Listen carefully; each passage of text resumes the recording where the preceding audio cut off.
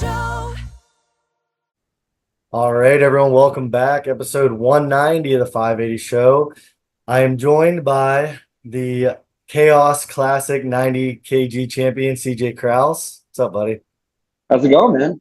Good. If you're watching on YouTube, you can see CJ's belt in his picture frame right now. But I'm excited. I guess first off, how does it feel? How does it feel with hearing that intro, being the champ? You know? Um, I'm still processing. It's been a week now, and I'm still processing like how to. This is my first major win. Like I've never won, besides like local shows, never won a show. Yeah. In my time from my career, so it feels like a weight's lifted off my shoulders. Like it just like finally got one. I was talking with CJ Pierce a few weeks ago. I'm like, dude, I feel like the Chris Paul of the sport. Like I got podiums. I've done well. I got national records, but I don't got to win like a major one. So it feels good to kind of get that. And that was only a few weeks ago talking about that. So yeah, it feels good. Yeah, that's cool. That's a really funny comparison. But I think it's one thing about you is you've been doing it for quite a while now. It's funny, like I was at a local show yesterday, and I think we all tend to still feel like we're new because, like but then in the grand scheme of things, we've been doing it for quite a long time, especially you. Um, but you've always kind of competed at, it seems like very competitive shows. So when people that are listening are like, CJ says he's never won a show, it's like, it seems like you're always Yeah, kind of doing really big, big shows, the Arnold Nationals, up a weight class, stuff like that. So, yeah. but I'm always a big fan of pushing myself. That's the thing. Like that's why, like, yes, I've won local shows. Yes, I've won this and that. But like, I don't do a lot of those. I don't do them very often. I took like almost 3 years out doing a local show. So that's where like that comes from. And just I always like that extra challenge. Anytime I get better, that's how I've like consistently grown better year over year in this sport instead of just being like content. So then it's kind of like brought me to where I'm at now. yeah, I'm really glad you said that because you said like consistently growing year after year. I think you're a really good example of that in the sport. Like, so what year was your first comp? My first comp was 2014. I want to Oh, say wow. 2015. Yeah, Wow. I was. Okay. We've had this conversation more. I was really not good for probably the first 5 to 6 years I did this sport. Like trying to middle the pack a local show. Yeah. So yeah, so I've been doing it for a long time.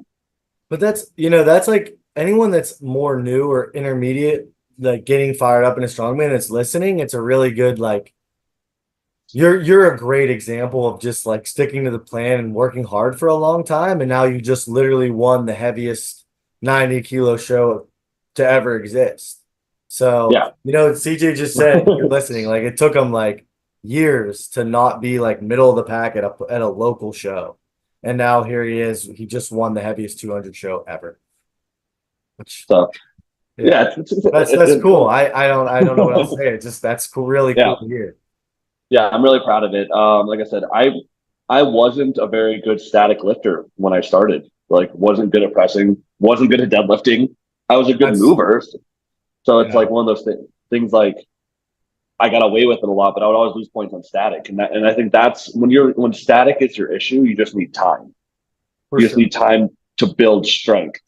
And then eventually, like people like my first year, I did really well. Like the first year I finaled OSG, they're like, you came out of nowhere. And I'm like, I don't feel that way. But I can see how you think that because I was watching the guys that were like, that I beat that year, beat me by like 8, 10 spots at national. You had no clue what I was because I just wasn't strong enough. Yeah, So that's something, and I just kept developing my athleticism. But like if people listening, like if you have a problem, like you don't feel strong enough, take time, just keep developing. Like eventually the strength will come. And that's the thing about whenever I have an athlete that they just need to get stronger, I'm like, you're in the best possible scenario. Yeah, it's gonna be annoying. Yeah, it's gonna take some time, but you have all the intangibles, you have all the ability. It's just strength takes time, period. for sure, for sure. And then on the flip side, it's like people that come over from maybe powerlifting that are statically strong. It takes a super long time to learn how to do like yoke and not treat it like a back squat. You know what I mean? And like little examples like that.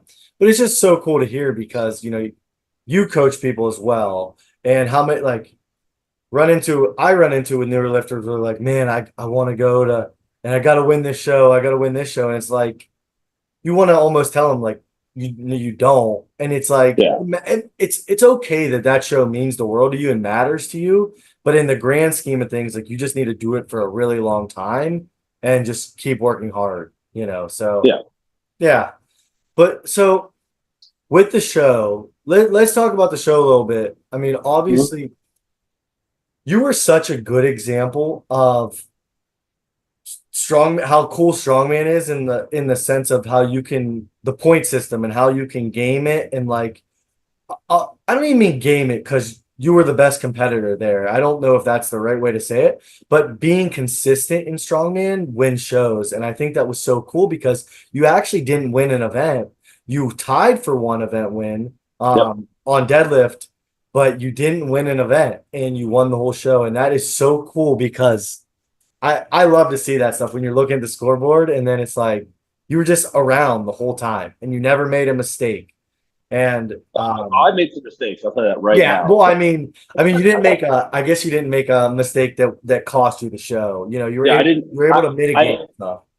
I didn't make a crucial mistake. I didn't make one that cost me a lot of points. Like I went back and reevaluated my whole show, and I was talking with Danny about this after the show, and like I was. Don't get this wrong. I was ecstatic. I was elated. I was so happy that I won, but it wasn't the clean win I wanted.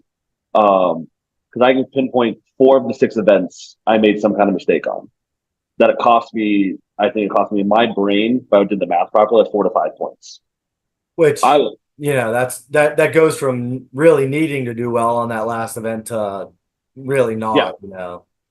but I think the biggest thing is that's the beauty of strongman though, is that like I was consistent enough. That's what I say about the show. I was, and I love that the fact you don't need to win something. Like a powerlifting meet, it's awesome, but it's almost predetermined, For and sure. that's the big thing. Like, you know Besides, who the best squatters, you know who yeah, the best besides deadlifters. bombing out, there's Yeah, really nothing you can do, you yeah, know, to beat and if you have me beat by 300 pounds on a total, you just besides me do. breaking your kneecap, there's not much I can do. Yeah, But I and in mean, strongman, it comes down to the little stuff. Like I give a lot of credit to every person I faced on those head-to-head events because 3 of those head-to-head events, I was coming from behind because of a mistake I made going to the last mm, area. Like besides the farmers on the yoke, I got my shoulders ahead of my hips. I dropped the yoke, and I had to catch up to Tyler Davis. On the sandbag medley, Harry is a great runner. He picked up his bags faster than mine, and I fumbled the 140 bag, the 310-pound bag. But I was just able to find another gear on the drag. On the sandbag loading medley to win the show, Josh got to the 3rd bag before I did. yes, you He was did. he was picking up the bag. I just had another switch inside me. So like I give them a lot of credit because if I didn't face such great competition to push me, I might not get the points necessary Yeah. to do what I did. Well, that's what's cool about having a show with that many just studs is like the it's just another time the bar gets raised. And it feels Yeah, like I mean you've seen it since like 2014. You know, the last 10 years in strongman in strength sports in general, how that bar just keeps getting raised. And I think last weekend was just another example of it. Like just to yeah, see the weights that you guys are using and the reps, the times, everything. It's so impressive. And I think you're right. Like if you were at a show with 9 other guys and maybe they weren't like as high caliber, your numbers probably wouldn't have been near as impressive or as fast or whatever, you know. So yeah, yeah, you yeah. have a great point there. I needed every one of them to be as good as they were, and everyone at that show deserved to be there, and they showed at one point or another. And them pushing each other, I just think I have this. It's these intangibles I talk about. I have this gear in my brain that like I always want to win my heat, and I will do literally anything to win the heat. And even though I made a mistake, it was one of those things that like I got to win this heat. Like it's gonna, and I did need to win every heat that I won.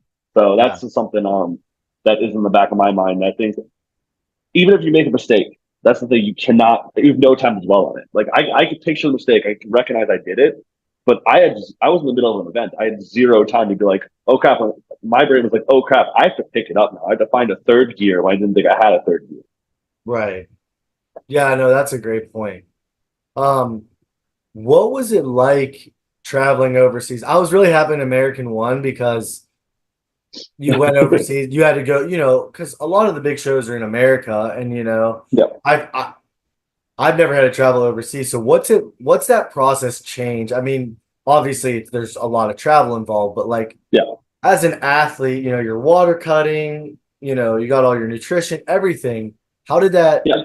how was it?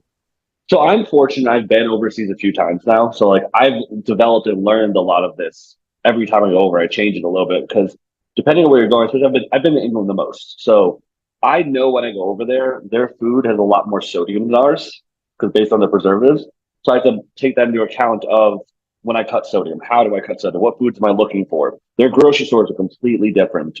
Water loading isn't too crazy of a difference that we have to do. We just got to make sure we understand how much you bloat on a plane, like you personally, and add more walking to kind of mitigate that, or compression socks. And these are all small variables that kind of factor in.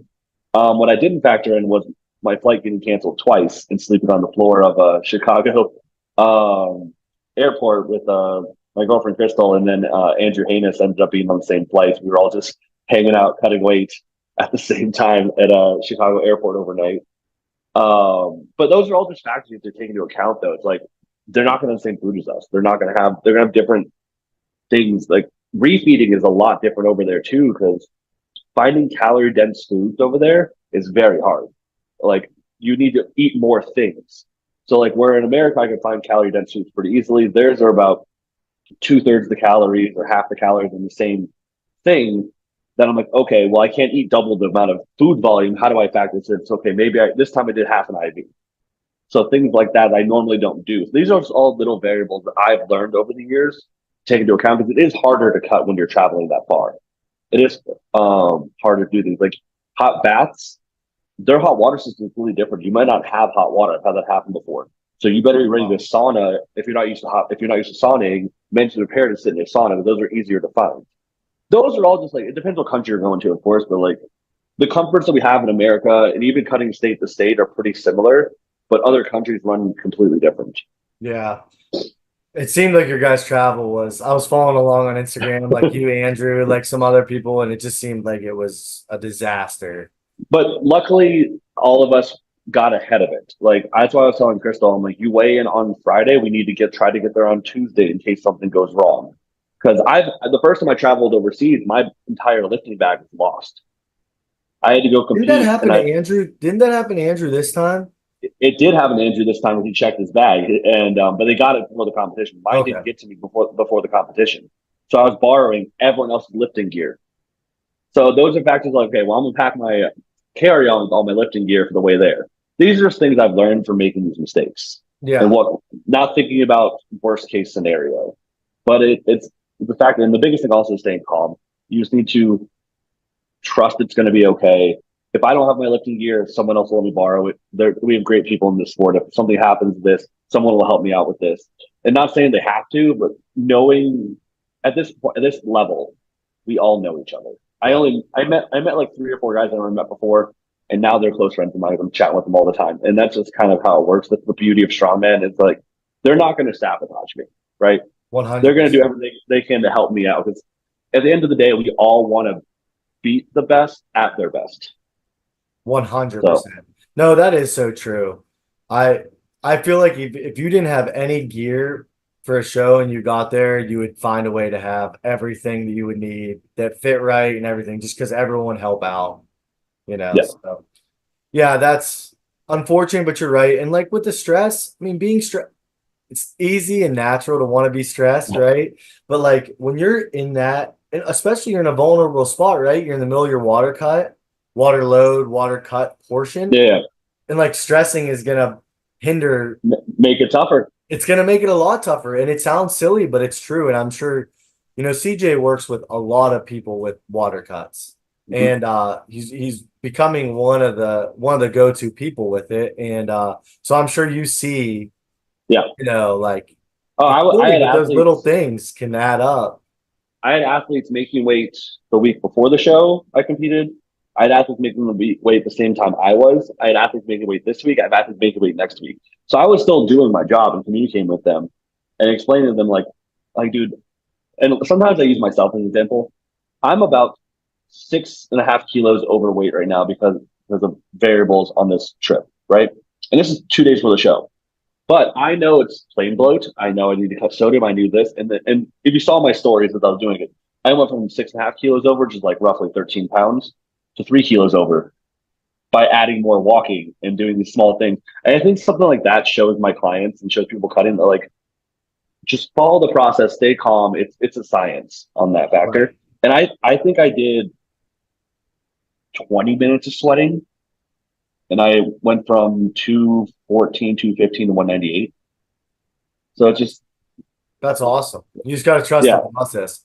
And I it's get like it's I get when you first start water cutting, yeah, like if it's your first one, I get how it can yeah, really be like psychologically because like you're sitting there, right? And you're standing on the scale and you're like, oh, I'm 11 pounds over and CJ's telling me I'm fine and just trust the process. Like I can understand, you know what I mean? yeah. But No, I get it now, too. It's I'm like but once you do it a handful of yeah, times, you just calm down and you're like, I'm gonna make it. It's gonna be yeah, fine. I don't need to panic. You see yeah. some people like some people want to do the sauna if they weigh in on Friday. Typically you'd weigh in on Friday for in America for a show on Saturday. Want to get to weight on like Tuesday or Wednesday. The sauna, I'm like, man, we just don't want to do that. We saw some athletes at the show get to weight early, and it definitely hindered the performance. It also ups their injury risk immensely. Being in that dehydrated state for long durations. Like I got to wait early mostly because of finishing up helping Crystal get to her weight. So I sat in the basically she was in a sauna, she was sat in a hot car with the heat on, and I got to wait early. I'm like, well, I'm gonna have a snack.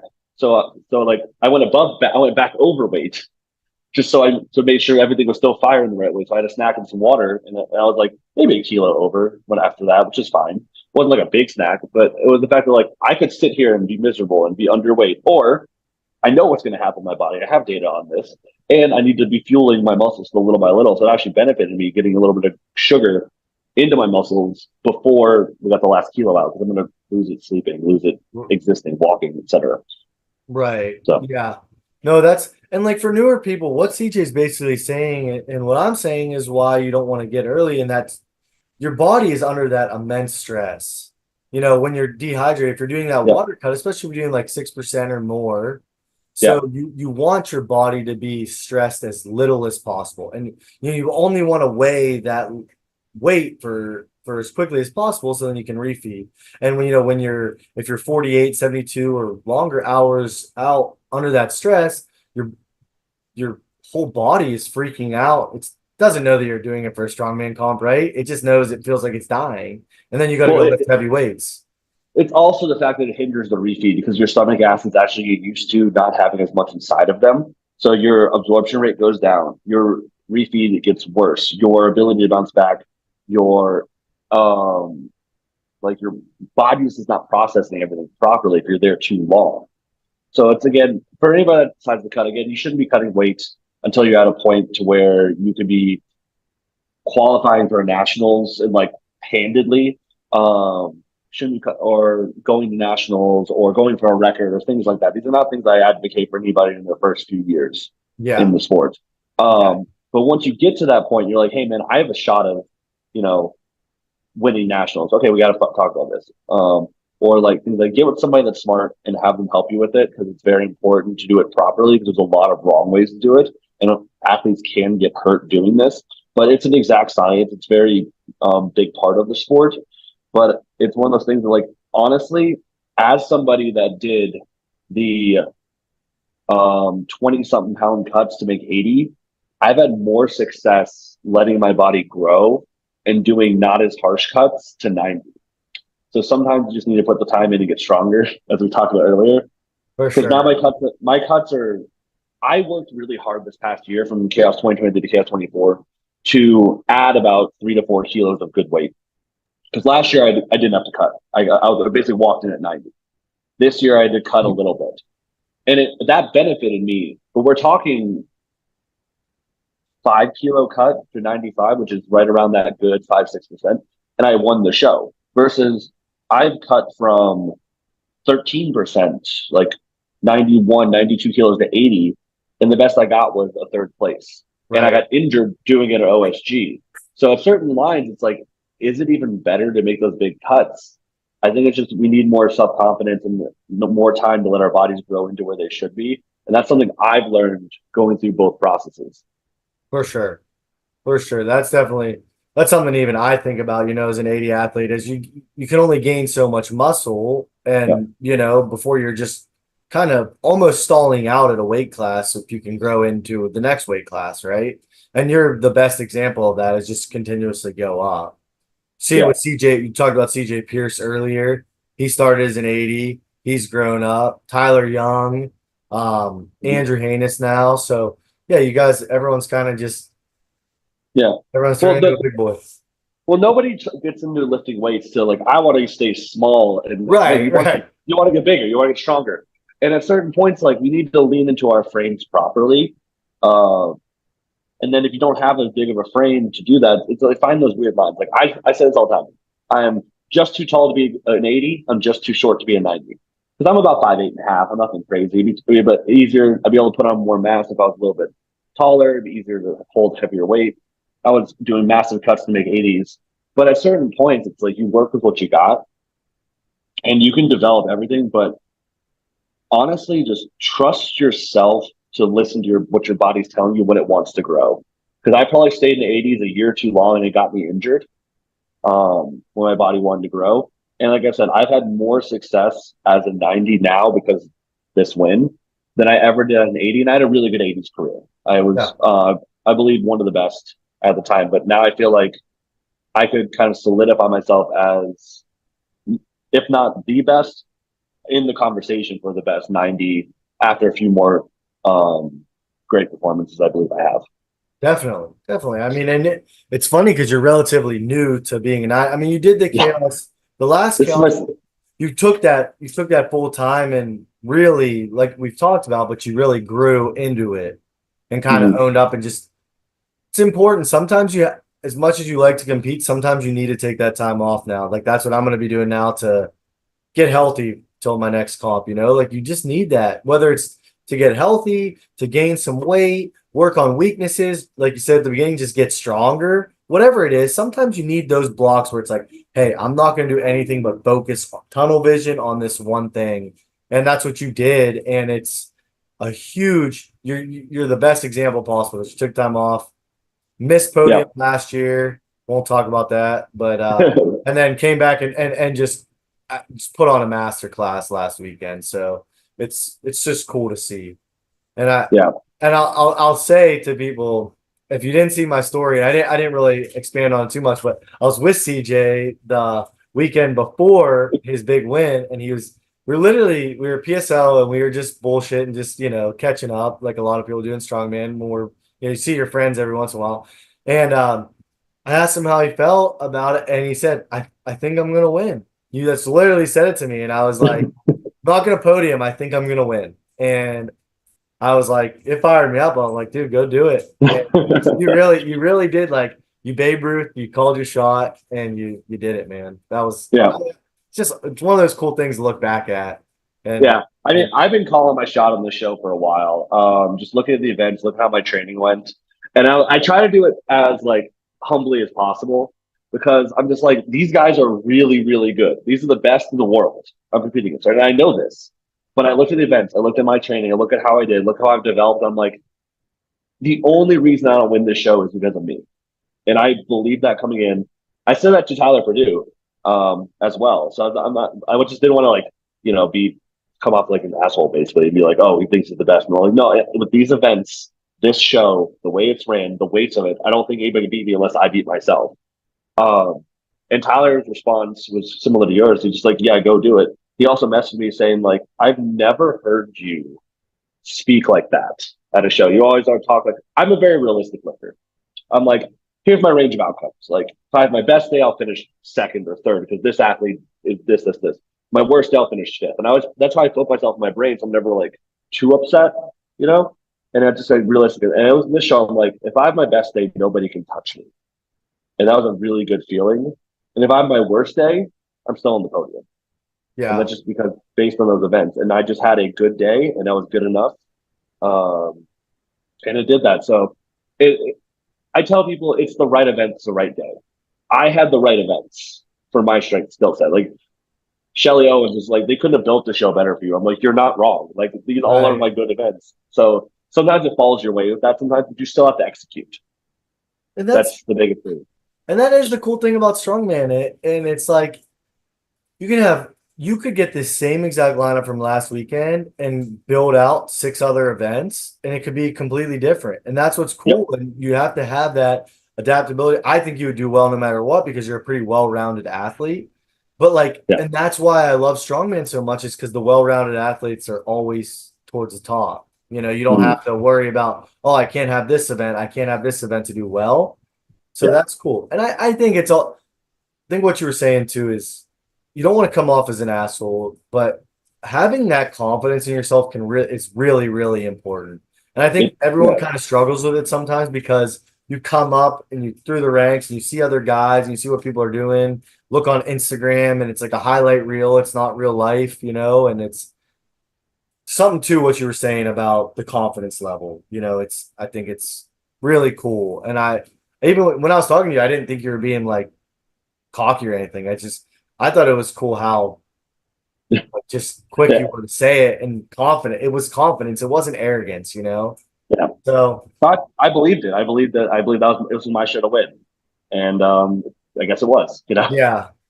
Well, it was an awesome performance. And I mean, I actually woke up early to watch the show because it was like What, 4 or 5 5 our years now? Yeah. time. Yeah. And it's just so cool to see all these different opportunities coming up for weight class athletes and it being done well and there being money involved. And it's like, what a time. Because Yeah. we're not far off from a couple years ago where there literally wasn't anything than like both nationals and the Arnold.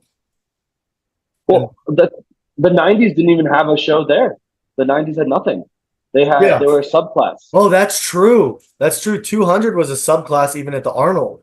So it was Yeah. 80 or 230. It was 175 or 231, really. I mean, you could Yeah. do 200, but it was a subcategory. So it didn't really. Yeah. Even at, You just even at compete. nationals, it was a Yeah. subcategory. Yeah. Wow. So I think That's a great point. I didn't even think about that. That's funny. yeah. So we're seeing this growth in the '90s. A lot of it because, especially I put this on America because in Europe they had the '90s for a while. But I mean, shout out to Luke and Reed, kind of like built that up out there to make it even bigger.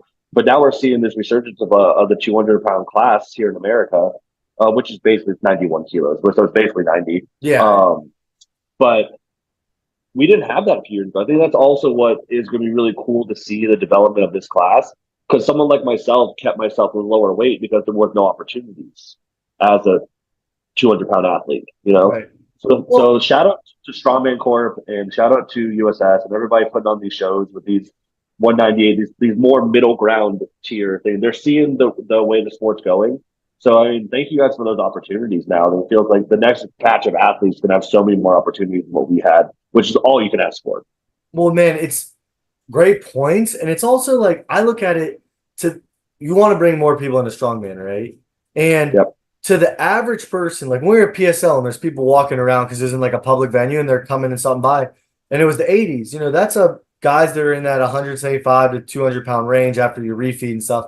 And same with the 90s. That's why I like it so much. Is that's like to the common person, it doesn't have to be a super heavyweight to do it. Yep. So to put on these bigger shows, and I love all the super heavyweights, and they do an Yeah. amazing job as well. But it's always been highlighted at World's Strongest Man with these guys that are 300 pounds and more. So to see, oh man, these guys are doing this at 200 or under, it's cool, and it appeals to me. In my opinion, it appeals to the common person that's Yeah. walking by because the average person weighs under 200 pounds, the average male, Yeah. right? Yeah. So. Like about 190, I would say is about the average. Like Well, I mean, like, 175 to 190. like Yeah, that's if you perfect. go into That's a great. public place, you're a bigger guy, like Yeah. you personally, and you're, in strongman, you're on the smaller side of an athlete. That's what the funny thing is with Oh, for that. sure. Yeah.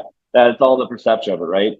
And that's the thing. I like how you brought up the open athletes. They're great athletes, but like if you look at Derek Owens, his 168 kilo press, his world record press, Insane.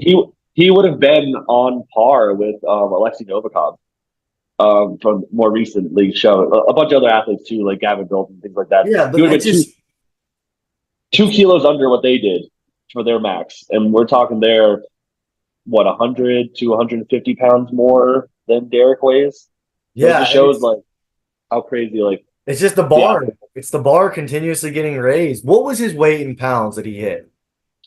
168 kilos. That is 323, like 370, I think, somewhere around there. 375. Am I right? It Good was to do math. 168, right? 168 kilo. Yeah. So he hit a so he hit a 370 pound, Yeah. Anywhere around there. a little Yeah. Yeah. over 370 axle clean and press for anyone like mostly American listeners uh at under 200 pounds weight in. Yeah. And 370 that's axle clean and press in a full it, comp too. it's funny. He didn't even realize he did it because he can't do math. Because kilos are hard. He thought he had Kilos one are, more. He thought he had one more jump to the world record. oh So he hit really? it. Yeah, if you watch it back, if he hit it, everyone's congratulating him. He's just like, "What are you talking about? I gotta hit the world record." They're like, "Derek, you just hit the world record." His face is like, "What?" So Wow. watch it. He had zero clue he hit it. He What thought he had was one more jump. what was the record before when Derek broke it? So he broke it at 168. Do you know what it was previously for that I think it class? was like 166. It was very Okay. close. Yeah, it Yeah, wasn't like a. It's still every kilo is massive. Like the women broke it, and like if you touched on it earlier, I thought it was really cool. If you look at both the men's and women's podium, six athletes, obviously three from. There was five different countries represented. yeah, The only country that had two athletes was me and Tony, who were the Americans. We had you know four other countries represented on two podiums. So it showed that's that it's a worldwide sport. yeah, that is it's really cool. You just look at like I mean, you just talked about Derek's Axel. That was obviously a huge performance. There was just there were so many performances in your guys' class. Like I feel like you just go every single event and like Yeah, highlight someone doing something crazy. So I'll miss Andrew's getting uh his little heinous method on the sandbag thing, yeah. the side load. That was pretty cool to see. Like I was watching and I'm like, is he? I couldn't I mean, tell. yeah, Like is he and loading then it by the then side? you have Lancaster putting on a master class of I execution. was just gonna say that. It's Like he is not the strongest athlete in that show by any means. I wouldn't even put him in the top half, but his execution was so flawless, dude. It and that's what made my day so hard. Was someone like himself hitting every single mark he set for himself. he was what second split time off from winning the show. Couple seconds split time off. Ha- Point five, point five Point 0.5 seconds. seconds off from winning the show. See, Josh is one of those guys. Like it's almost like you were talking about at the very beginning of the episode. Like when you made the finals at OSG for the first time, and people were like came out of nowhere. That's what people were saying with like Josh this past weekend. But If you watch his training, oh my god! I was watching his training 2 weeks ago. I'm just like, he is so fast. he's Holy so crap! fast, but and it is one of those things too. Like you were talking about for you, like it was great events for Josh. Yeah, But man, there's so many brilliant coaches in strongman. Like so many, you can't even begin to put together a list. And Josh, in my opinion, he's one of those guys that I really follow, and I think he puts out like he's a really brilliant guy, and he looks at every. He has such. Josh is like the least cookie cutter coach I've ever seen. If you watch his stuff, he finds. I would really recommend following him for anyone listening. Follow Josh Lancaster. Yeah. U80 on Instagram because he can't change Yeah. it because he said he's verified, so he can't change his handle. Oh I don't yeah, when he know. was a U80. So shout out to Yeah, the U80 boys going up and making podium. Two former U80 athletes making podium, first and second place. That's Josh's first Yeah, big, yeah. real big podium. But like he just looks at everything so uniquely, it seems, and like he finds like that show, man. He just always found a way to get those points, and then Oh, crazy. I I love athletes like him, and I love studying. I love studying the game so much. Like I learned a lot of my sandbag loading. Like Tom Butts has no idea that I was watching the way he sandbag loads and trying to emulate that Yeah, and how well he does it. So like him being good at it, me watching that made me better at sandbag loading. So all these athletes didn't realize how much they've actually helped me by being such good competition, having these little tactics, little tendencies that I just try to steal yeah. throughout. So But that's it's what just makes good athletes and good coaches is learning from everyone. I feel yeah. like the people that are like super set in their way, like you have to do it this way, you have to do it that way, like those are the people that limit their growth and abilities, you know? Yeah, So Shane said something. That Shane German was just like nothing is the new standard until it is. So like maybe someone finds out a new way to do it, and then that becomes new standard. Like that's little things like that. So like Yeah, it's funny because always adapt and build. 100%. And it's funny because like I've learned a couple cues for coaching or for like an athlete doing an event from someone that's like super novice because they just innocently ask, why don't you do it this way? And it's something that like we've never seen anyone else do it. And then it's just like, so the more new people you get in the sport and the more attention the sport gets, the Yeah, more some of those new kind of weird things pop up, you know? So yeah. It's only weird. It's only weird if it doesn't work. 100%. Yeah. Yeah. Yeah, I could go on and on about it, but you're Yeah, yeah. 100% right. But yeah, and I mean, I don't mean to brush over the girls, but I mean the main because they were so Well, impressive too. they're amazing. But Three like, athletes broke the world record. Like how insane is yes, that? It was just one of those things. There's nothing to take away from these women that competed. They were all no, amazing. It this was is just amazing to commentate and call that show. But yeah, um, yeah. This is the CJ Krause episode, so that's why I don't want any hate. I'm not talking about the women because yeah.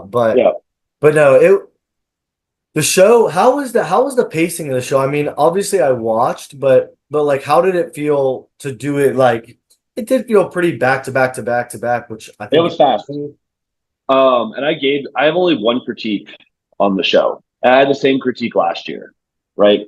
Um, I don't like how we go from a max press directly into a heavy deadlift for reps because the people that do well in the press have minimal warm up time. have a lot less time. That makes sense.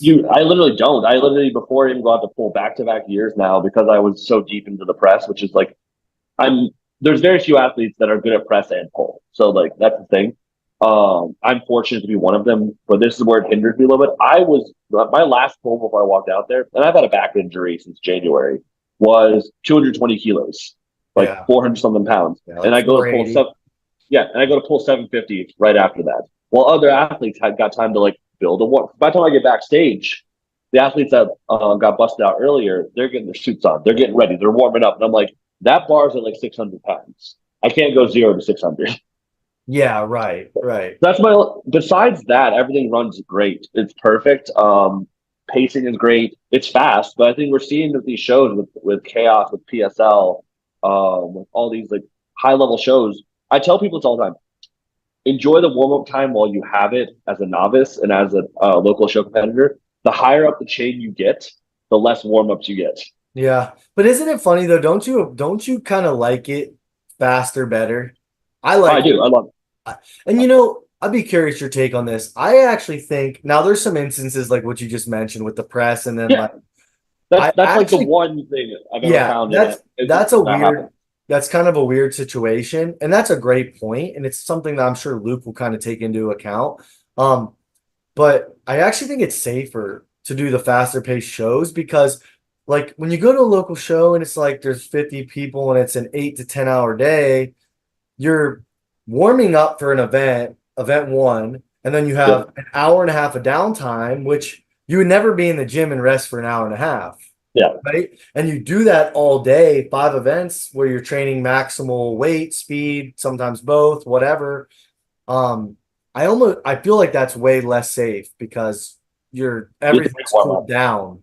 Yeah. No, So I think, but it's up to the promoters, and I think Luke and Reed did a really good job of picking events by the way they flow together. That you're draining, like you're never going like three in a row of the same system. mhm. It's like because we went from press to pull, which you can go back to those. I just think there should be some more warm up time on that one. We went from pull to yoke, so our whole posterior chain is warm as possible. So if you're going to Right. put me under a 900-pound yoke, this is the best time to do it. Yeah, From you're as that, warmed up as you can be. Like your yeah, CNS you're will be more warmed up after a 750 deadlift. yeah. So like we're good. That's a great comment. People are like, oh my god, how'd you do that? I'm like, I was still warm, so this is great. If I'm going to Right. do it, this is the best time to do it. You go from that to the sandbag load and drag. Again, that was the easiest of the events we did that day, which is great to do after the yoke and the deadlift, right? Right. That's the best time to have that event. Into the farmers, which is again another event that isn't too CNS taxing, into loading. They looked at it from every single angle that you could pick these events to challenge the athletes. and keep it as safe as possible with the weights they're asking us to do. And I think as a promoter, that's all you can do for the athletes, because I agree the pace of the show is great. We got 6 events done in less than 5 hours, right where you want It to be. The only, was like I said, I gave my only critique on it, but I think everything else about it, the flow, the pace was great. And I think a lot of these shows should take note of that. And like I said, PSL did the same thing. I know you felt that before. Like you feel like the order of events chosen can look wonky at first, but then if you think of it, like look back and yep. like the promoter thought about why is this after this? Why is this put here? Why? Because we called them break events, like a Like a 265 toss. bag into a 300-pound bag into a drag is not a break event. But compared to the rest of the show, that was our break. Yeah, that You was like know, at PSL 2 weeks ago. That was like our sandbag toss. That was yeah, like kind of like, and like you have little events like that. Um, like you're 100% right. I thought about it. I'm like, man, really, once you warm up at PSL, you don't have to warm up again, because it was like doing a heavy press, we're warming up for deadlift, and then it's like we're off, and the way they yeah, had the event spaced out was you were warm the whole day. So yeah. And I yeah, was you're looking at my 100% events for the '90s PSL. I love how we're starting off with the deadlift and reps as our first event, and then going right into our press medley, and yep. and I could see where the thought process is. Right, we don't have a max this year, so we're gonna have a lot quicker show, so it's gonna be even faster. But it's what we want with the carries and the loading and the moving and all these things that flow together. Are you calling your So shot for that show too, or are you I I think I have a very good shot of winning that show too. I think I looked at the events, looked at the way it's well, the structured. deadlift, I'm gonna call you out if you don't get 10 reps on that deadlift. Oh, I'm getting at least 10 on 615. I'm not touching deadlift for probably like 3 weeks, letting my back fully heal. Because like I Same. said, I've been injured since January. I partially tore my erector in January, and I never let it heal because I had to train for Chaos. So we're Yeah. taking 3 weeks off. It's mostly healed, and it's 615. I think 610 for 610. maybe. Yeah, 610 but suits allowed on axle. It's funny now yeah, just being like, oh, 610, like that's light, but it's funny you guys, we just saw you guys do 750 for reps at yeah. Chaos. Like, I I mean, mean, that's just, but the axles are tougher, so we'll see that. But yeah, I plan on doing double digits for that. The press medley, as long as those double dumbbells, which is the wild card event, do well, I'll be able to rep out that 260 log. So that'd be fun to do. We got a train that carry that for press medley too, like that order yeah, is crazy. Like just it's a 275 axle, then 100-pound dumbbells in both hands, yep. then a keg, and then the log. I think the keg's gonna throw a lot of people off too, but I love keg press because it's a Viper press.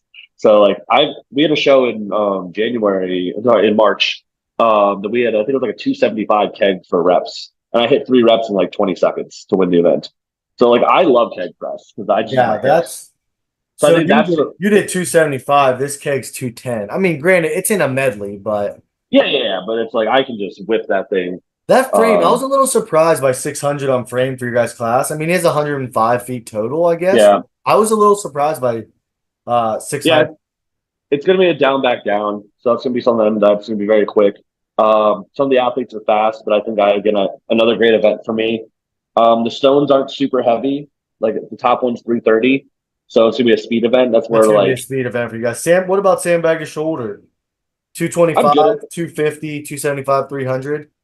I'm very fast at the first three. The 300, depending on the diameter, I'll have to change some techniques, but I'm not terrified of that by any means. I think it's again another very good event. A fast three and then a controlled fourth. I think it's not a big deal, especially how fast. Like a year ago, it might have been tougher, but how much I've worked with a 310-pound bag this year, it's not anything. Like all the shows I've done before set me up very well for PSL. And Yeah, then tossing is something I've developed over the years. I'm not the best. I'm not the worst. So I'm definitely be middle pack, but I think I can definitely keep my points high enough that I'm a huge step for that show, and I could see myself winning that show too.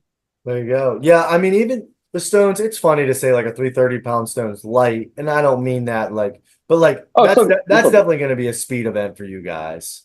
Yeah, it's going to come down to, and like I said, Tyler Davis will be there, who I think is a better loader than me. So I'm just trying to try to keep up with him. But I think there's events I can beat him on. So I think it's going to come back and forth. I think he's my biggest threat I've seen so far. Not saying anybody else isn't, because there's always somebody that come out of nowhere, but he's become a great rival, and I'm excited to go against him again. But I think I'm going to beat him another time this year, so it'll be fun. There you go. Well, man, I appreciate the time.